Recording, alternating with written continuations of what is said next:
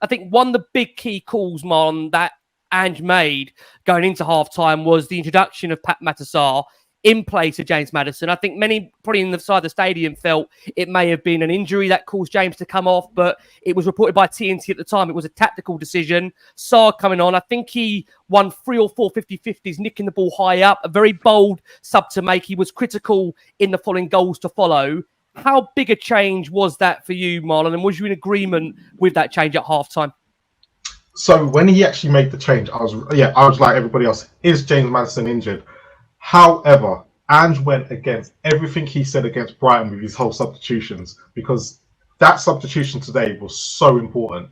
And the reason why I say that is because in the first half, Kulu was in a lot of space, right? Kulu was getting in a lot of space, but they kept crowding out James Maddison, right? So there was times that Bissouma was then outnumbered because Paqueta was pushing forward and things like that. And like most people probably wouldn't have seen it because we did have most of the ball, but when West Ham were breaking, they just literally had that extra man.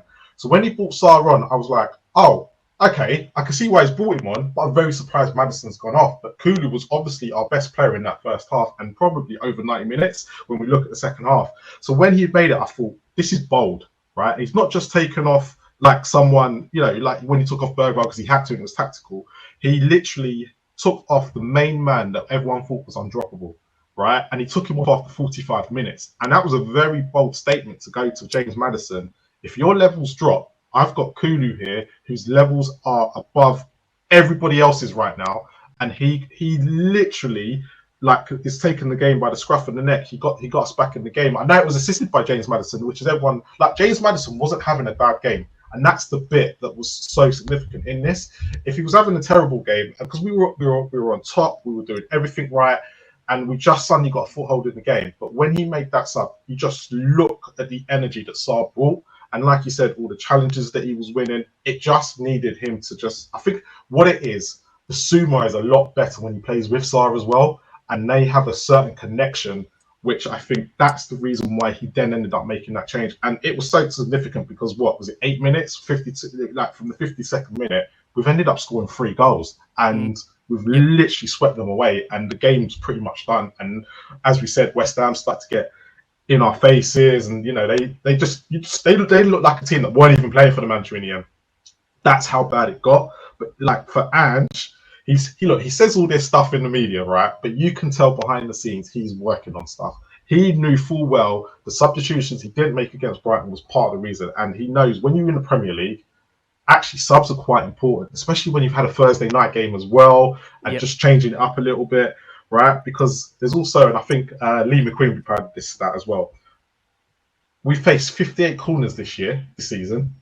We've only conceded 1, and that was to Arsenal. So they are obviously working on stuff that we're all saying is weaknesses, and he is starting to get it right in games because his in-game management also changed today. You just saw it. It was just so good to see, and that's why I'm here giving Ange the praise and not the players, because I have been critical of him in the last few weeks, but everything I saw today is exactly what I've wanted him to do. And you know what? I will give him credit where credit's due. And at the end of the day, he is learning. He has realised this is not, where he had it in Scotland and stuff like that. We do go 2-0 down, and sometimes the game is over. That they can't bring on the subs. But in the Premier League, it's completely different. And I think he is learning week by week now, and he's starting to see what the Premier League's about. And Ange, brilliant today, and that's where I'm giving most of my credit to, because he leads it.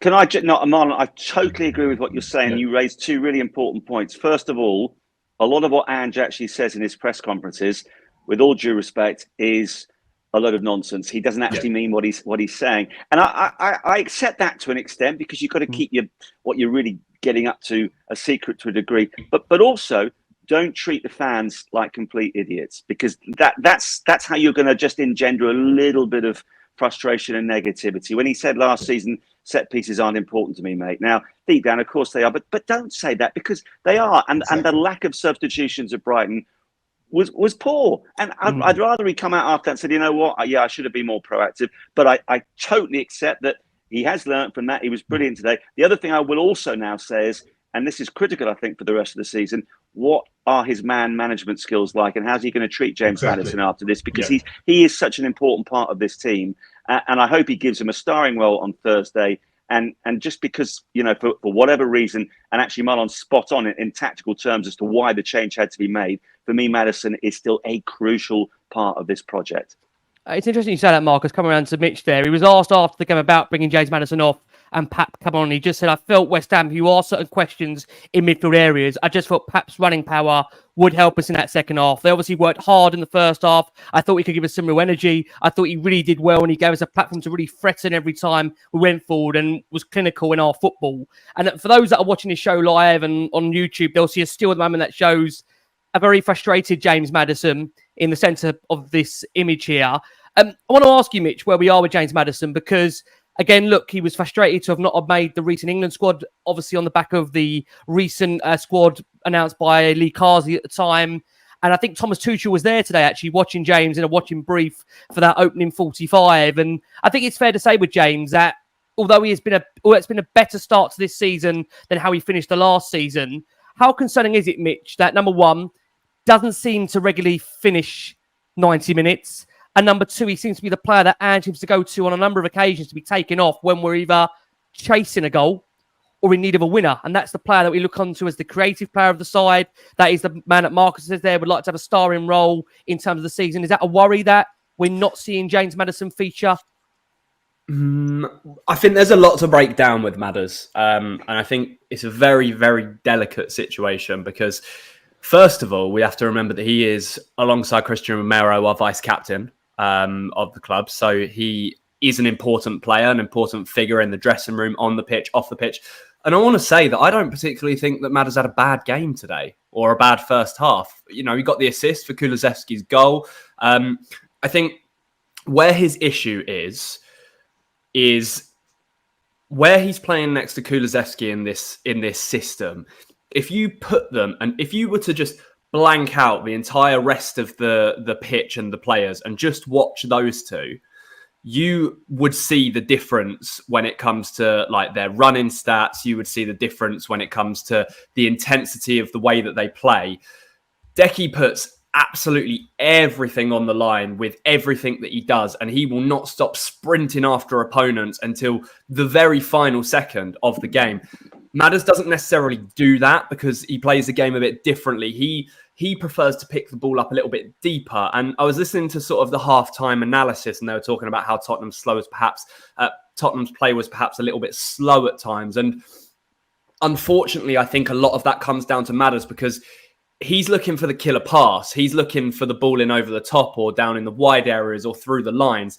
And sometimes that's not always immediately there. So perhaps he's picking it up in a deep position and he's just spending a little bit long on the ball. So maybe in this instance today, that's why Ange just pulled him off, because he wanted a bit more fluidity. He wanted a bit more perhaps on the counter-attack when West Ham were coming forward.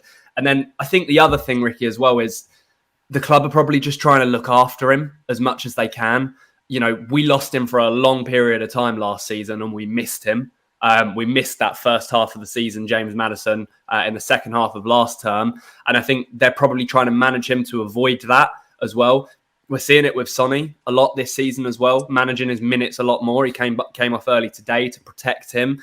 And I think to an extent, there's probably some of that there as well, because you don't want to lose a player like Maddison. Even if Maddison isn't in his best form, you know that if he's on the pitch, he can create something. He can make something happen. And if you pull that out, all of a sudden, you're then purely relying on creativity from Kulusevski. That's it. You don't really have another option. So, to be honest with you, I think the problem we had today was it wasn't necessarily working with two number 10s because of how West Ham packed their midfield. You had Rodriguez and you had Souček, two big, powerful midfielders. And then you've got the likes of Paqueta also in there. And then you've got Bowen and Kudus running. There's a lot squeezed sort of into that middle of the pitch. And Madders, obviously, we know that his defensive work isn't the top strength of his game. So by bringing Sarr on, you add a little bit extra with that, play him more alongside Basuma rather than alongside Kulusevski, and all of a sudden you see him picking up the ball in deeper areas, winning the balls, and then that's exactly where Sonny's goal came from. Him winning the ball back, and he just fires one pass into him. He's got all the time and space in the world, and he finishes it off. So I personally I'm not going to deep this Maddison situation too much, because I love him as a player and as a bloke, and I think he's a great type of person to have at the club. But I just think he needs managing a little bit. And there's absolutely nothing wrong if he's pissed off and annoyed at coming off at halftime today, because every top player should feel like that if you're getting hooked at halftime, regardless of the situation. Even if it's an injury, you're going to be annoyed that you've got injured and coming off. So yeah, I'm not reading into it too much, but I agree with what Marcus said. I'd like to see him starting on Thursday and having a really, really good game, because we've seen it already with Maddison. Confidence is key. And Ricky, the other really interesting thing, and you always hear this, for a manager to have selection issues is a good thing.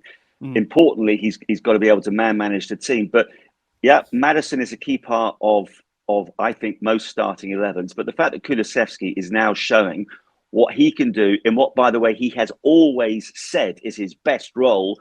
I do sometimes wonder why it's taken Tottenham as long as it has to get Kulusevski playing where he has. That puts more pressure on Maddison. And you've got the likes of Bergvall, who desperately want a starting role too. So I think we're going to learn over the next few months what Ange's man management is like, and also what sort of a guy Maddison is. Will he stand up to this challenge and produce his very best form, or will he sulk and eventually sort of exit the door? That's going to be, I think, a really interesting aspect over the next few months.